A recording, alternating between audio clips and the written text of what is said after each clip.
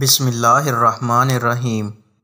سیدنا ابو ہریرہ رضی اللہ تعالیٰ عنہ سے روایت ہے، رسول اللہ صلی اللہ علیہ وآلہ وسلم نے فرمایا، اس ذات کی قسم جس کے ہاتھ میں محمد کی جان ہے، میں تم میں سے کچھ لوگوں کو اپنے حوض سے اس طرح دور کر دوں گا جیسے اجنبی اونٹ کو حوض سے ہٹا دیا جاتا ہے۔ سیدنا عبداللہ بن مسعود رضی اللہ عنہ سے روایت ہے، رسول اللہ صلی اللہ علیہ وآلہ وسلم نے فرمایا، میں تم سے پہلے حوض پر جا کر تمہارا انتظار کروں گا، کچھ لوگوں کو مجھ سے دور کر دیا جائے گا اور میں ان کے بارے میں مغلوب ہو جاؤں گا۔ میں کہوں گا، اے میرے رب، یہ لوگ تو میرے ساتھی یعنی میری امت کے لوگ ہیں۔ اللہ تعالیٰ فرمائے گا، آپ نہیں جانتے کہ ان لوگوں نے آپ کے بعد کیا کچھ ایجاد کر لیا تھا۔